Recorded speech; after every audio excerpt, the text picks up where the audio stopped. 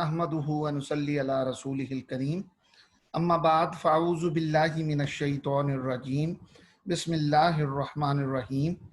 Dear students, the topic today is 15th of July 2020. Day is Wednesday. We are going to start now our today's second lecture.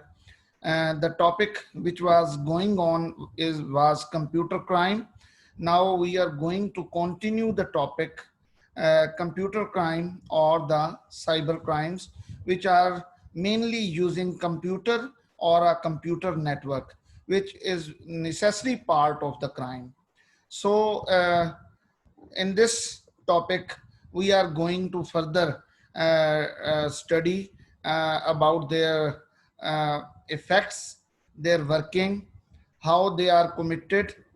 Computer crime can broadly be defined as criminal activity involving an information technology infrastructure, including illegal access, unauthorized access, illegal interception by technical means of non-public transmissions of computer data to, from, or within a computer system.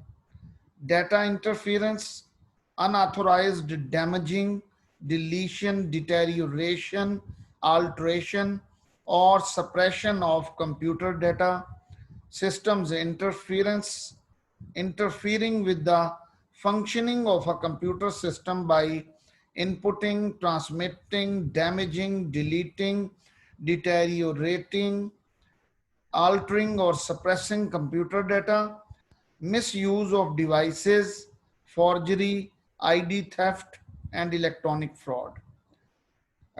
Dear students, इस topic में computer crime को अगर हम broadly define करें, तो एक ऐसी criminal activity जो इंफॉर्मेशन टेक्नोलॉजी का इंफ्रास्ट्रक्चर इस्तेमाल कर रही है, उसको इस्तेमाल करते हुए इलीगल एक्सेस, अनऑथोराइज्ड एक्सेस हासिल करती है, इलीगल इंटरसेप्शन, डाटा को इलीगली इंटरसेप्ट करना, किसी एक कंप्यूटर सिस्टम से ये दूसरे कंप्यूटर सिस्टम तक उसकी गैर कानूनी ट्रांसफर डाटा इंटरफेरेंस, डाटा को इंटरफियर करना, अनऑथोराइज्ड डाटा को डैमेज करना, डिलीट करना, डिटेरियोरेट करना, अल्टरेशन, उसमें कोई तब्दीली करना या डाटा को रोक के रखना, suppression of data, systems interference या डाटा की इंटरफेरेंस या सिस्टम की इंटरफेरेंस, जिसमें कंप्यूटर सिस्टम की फंक्शनैलिटी को इंटरफियर करना, उसमें उसके inputting, transmitting, damaging, deleting, deteriorating, altering या कंप्यूटर के इनपुट ऑपरेशंस को, ट्रांसमिट ऑपरेशंस को डैमेज करना, डिलीट करना, डाटा को अल्टरेशन करनी, कंप्यूटर के डाटा को सप्रेस करना, या फिर मिस यूज ऑफ डिवाइसेस का मिस यूज करना, फॉर्जरी जिसमें आपकी जालसाजी आ जाती है, आईडी थेफ्ट और इलेक्ट्रॉनिक फ्रॉड वगैरह. इसमें ये कंप्यूटर क्राइम्स में ये ब्रॉडली ये तमाम जुराइम आ जाते हैं, electronic जुराइम. A common example is when a person starts to steal information from sites or cause damage to a computer or computer network. एक कॉमन एग्जाम्पल इसकी उस वक्त इस तरह है कि अगर एक पर्सन इंफॉर्मेशन को स्टील करना शुरू करता है, चोरी करता है इंफॉर्मेशन को कुछ साइट से, या एक कंप्यूटर को या कंप्यूटर नेटवर्क को डैमेज करता है, तो ये इसकी एक कॉमन एग्जांपल आ जाती है.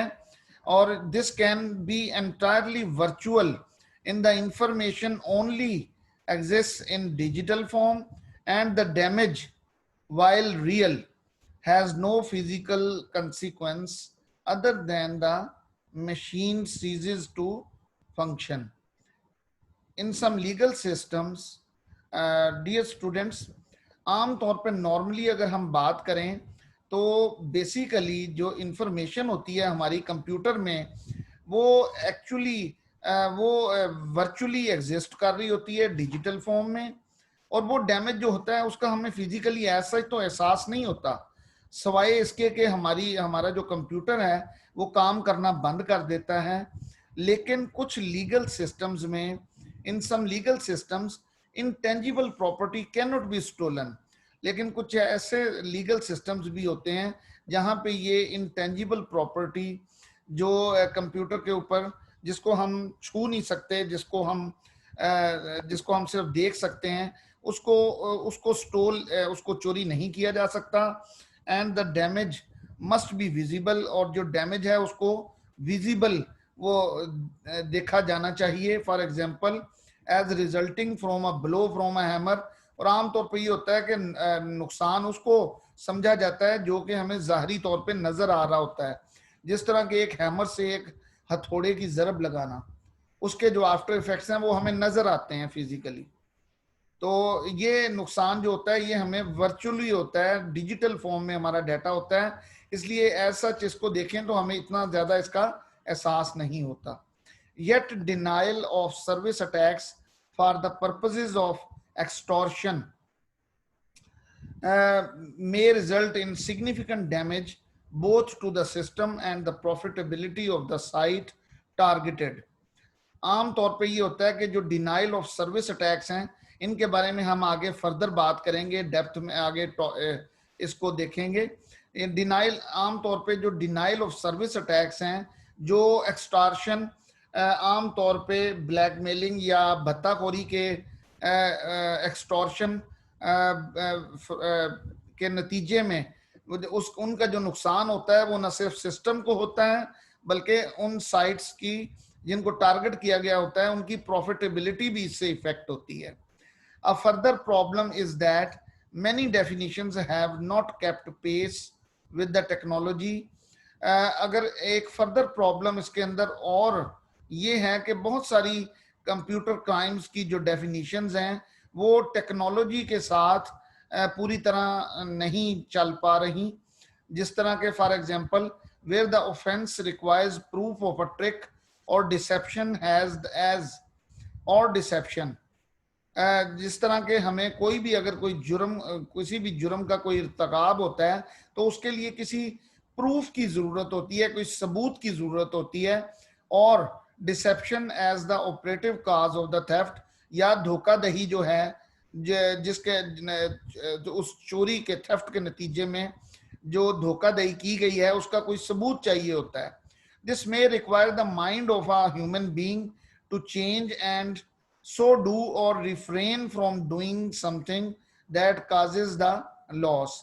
अब इस चीज के लिए इस बात की जरूरत पड़ती है कि हमें ह्यूमन माइंड को चेंज करने की जरूरत है, और या फिर ये कि ह्यूमन माइंड को ये बावर कराने की जरूरत है कि वो ऐसी तमाम एक्टिविटीज जिनसे लॉस होता है उनसे दूर रहें। Increasingly computer systems control access to goods and services. आम बड़ी तेजी से इस चीज में इजाफा हो रहा है कि कंप्यूटर सिस्टम्स जो हैं वो हमारी रोजमर्रा इस्तेमाल की चीजों को और हमारी सर्विसेज को कंट्रोल कर रहे हैं। If a criminal manipulates the system into releasing the goods और authorising the services, has there been a trick, has there been a dissipation.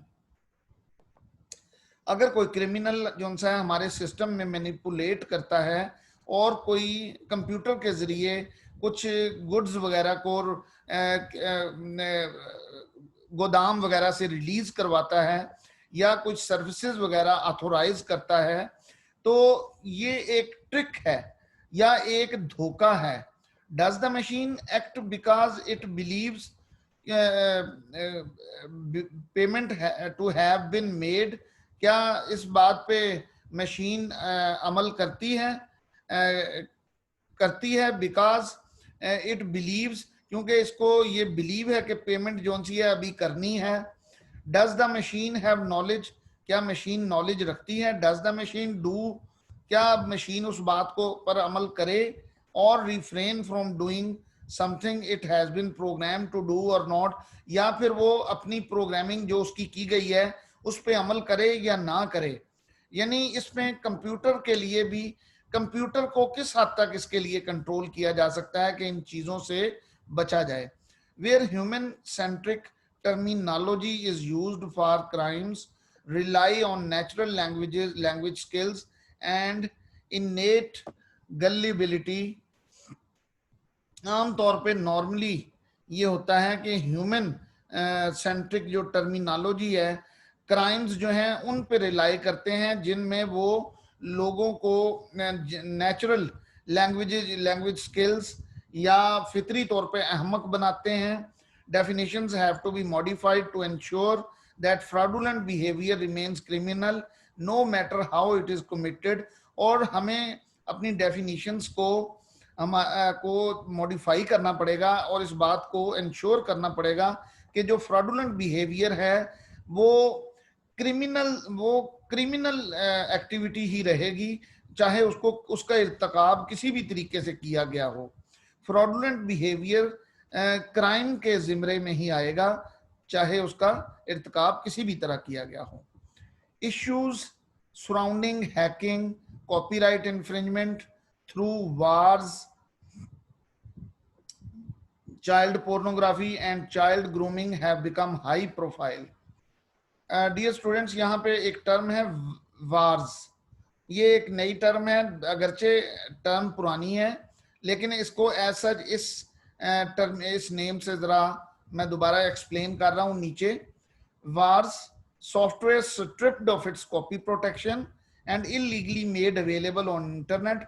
Software को उसकी कॉपी प्रोटेक्शन कॉपी उसकी, हालांकि कॉपी प्रोटेक्टेड है सॉफ्टवेयर, लेकिन फिर भी उसको चुरा कर उसको इलीगली इंटरनेट पे अवेलेबल करवाना वार्स कहलाता है. तो इश्यूज जो हैं जिस तरह के हैकिंग है, कॉपीराइट इन्फ्रिंजमेंट, कॉपीराइट की जो खिलाफ वर्जी है थ्रू वार्स, मतलब वो सॉफ्टवेयर को इलीगली अवेलेबल करना इंटरनेट पे, child pornography, child grooming etcetera, ये हाई प्रोफाइल क्राइम्स बन चुके हैं इंटरनेट पर. But this emphasis fails to consider the equally real but less spectacular issues of obscenity, graffiti appearing on websites, and cyber stalking or harassment that can affect everyday life. अगरचे इनको जो अहमियत दी गई थी इन आइडियाज को, इनको control करने के लिए, वो फेल हो गई है इनको पूरी तरह से कंट्रोल करने में.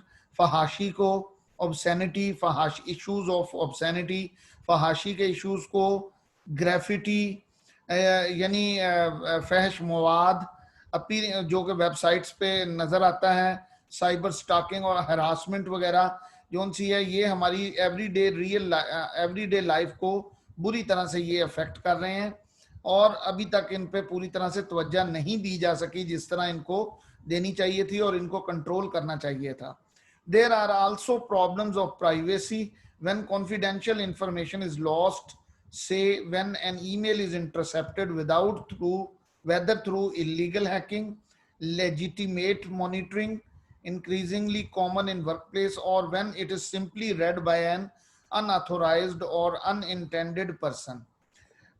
उसके अलावा प्राइवेसी के प्रॉब्लम्स अपनी जगह पे मौजूद हैं, जिस तरह की अगर कोई कॉन्फिडेंशियल इंफॉर्मेशन लॉस्ट हो जाती है या किसी की कोई ईमेल इंटरसेप्ट हो जाती है इलीगल हैकिंग के थ्रू, लेजिटिमेट मॉनिटरिंग यानी कानूनी तौर पे भी अगर कोई वर्क प्लेस पे अगर मॉनिटरिंग हो रही है कानूनी तौर पे, तो उस तरीके से अगर पढ़ ली जाती है, या फिर अगर कोई अनऑथोराइज्ड या अनइंटेंडेड पर्सन उसको इंफॉर्मेशन को हासिल कर लेता है, तो ये प्रॉब्लम्स प्राइवेसी के अपनी जगह मौजूद हैं. Email and short message services, SMS messages, are regarded as casual communication including many things that would never be put in a letter. Email या शॉर्ट मैसेजेस जो हमारे SMS मैसेजेस हैं, आम तौर पे इनके अंदर बहुत सारी ऐसी बातें होती हैं जो कि हम एक लेटर में नहीं लिख सकते. बट अनलाइक स्पोकन कम्युनिकेशन, लेकिन स्पोकन कम्युनिकेशन से डिफरेंट से मुख्तलिफ, there is no intonation and accenting. इनमें आम तौर पे इनमें कोई आवाज का कोई उतार चढ़ाव या कोई तलफ़ुज़ वगैरह वगैरह का इस्तेमाल तो नहीं होता, इसलिए जो मैसेजेस हैं इनको आसानी से ना सिर्फ ये कि बिगाड़ लिया जाता है, इजीली डिस्टॉर्टेड और इंटरप्रेटेड एज ऑफेंसिव, और इनके जरिए इश्तियाल अंगेजी का काम लिया जा सकता है। Secondly, a computer can be the tool used, for example, to plan or commit an offense such as literacy or the distribution of child pornography. दूसरे सेकेंडली, जो सेकंड पॉइंट है, एक कंप्यूटर को एक टूल के तौर पे भी इस्तेमाल किया जाता है, जिस तरह के किसी भी जुर्म को प्लान या कमिट करने के लिए, इर्तिकाब करने के लिए आम तौर पे लेरेंसी का टर्म, लेरेंसी की टर्म डियर स्टूडेंट्स यहाँ पे यूज हुई है। गैर कानूनी तौर पे किसी से कोई चीज लेना या चोरी करने के अमल को हम लेरेंसी कहते हैं। अगर किसी भी जुर्म को इर्तिकाब करने के लिए चोरी का अमल किया गया है या चाइल्ड पोर्नोग्राफी की वीडियो वगैरह को डिस्ट्रीब्यूशन वगैरह की गई है, तो ये भी कंप्यूटर के थ्रू कंप्यूटर को इसमें एक टूल के तौर पे इस्तेमाल किया जा रहा है। The growth of international data communications and in particular the internet has made these crimes both more common and more difficult to police. The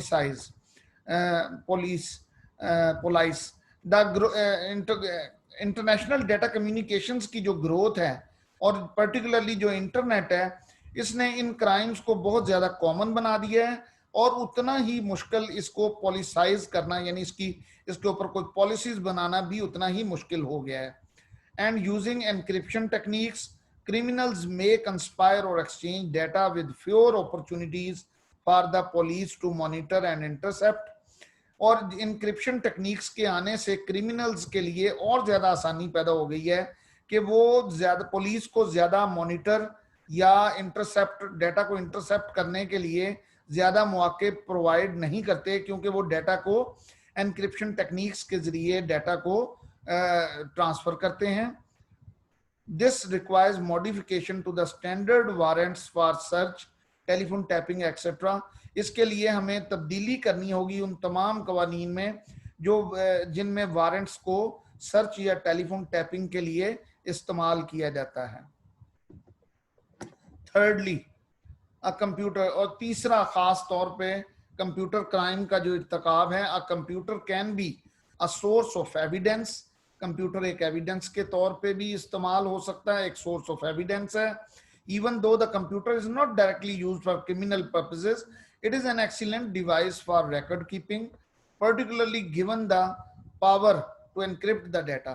अगरचे कंप्यूटर जो है वो डायरेक्टली तो क्रिमिनल पर्पसेस के लिए इस्तेमाल नहीं हो रहा, लेकिन ये एक एक्सीलेंट रिकॉर्ड कीपिंग के लिए एक एक्सीलेंट डिवाइस है, और खास तौर पे जबकि डाटा को एनक्रिप्ट करके इसमें रखा जा सकता है। If this evidence can be obtained and decrypted, it can be of great value to criminal investigators. अगर इन एविडेंसेस को हासिल कर लिया जाए और डिक्रिप्ट किया जाए तो ये क्रिमिनल इन्वेस्टिगेटर्स के लिए बहुत ही अहमियत का हामिल है। डियर स्टूडेंट्स, ये कुछ छोटी छोटी टर्म्स हैं। Shareware, downloading it on the computer, use for a while, कुछ अरसे के लिए इस्तेमाल किया जा सकता है शेयरवेयर को, but not getting to keep it, लेकिन इसको ज्यादा अरसे तक कंप्यूटर पे इस सॉफ्टवेयर को नहीं रखा जा सकता।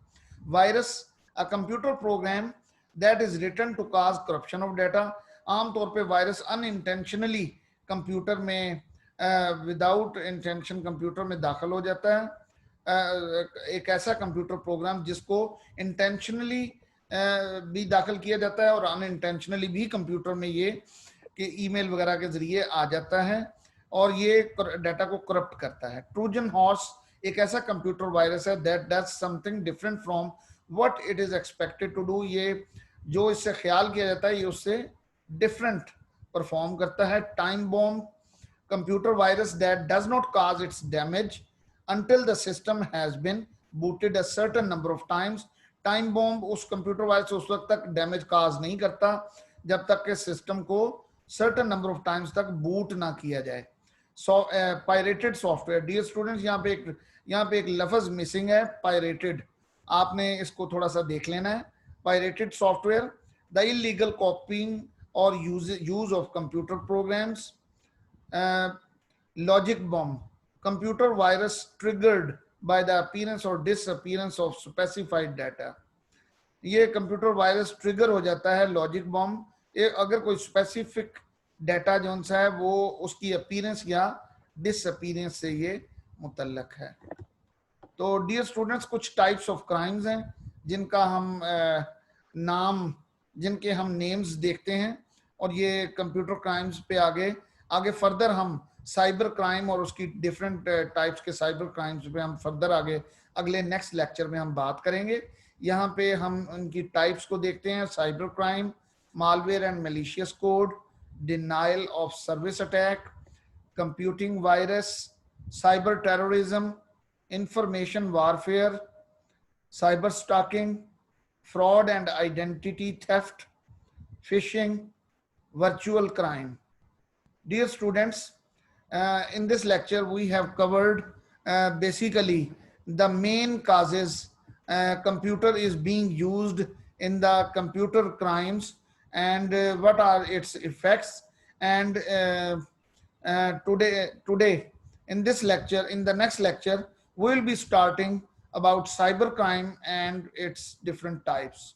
Okay, dear students, Allah Hafiz.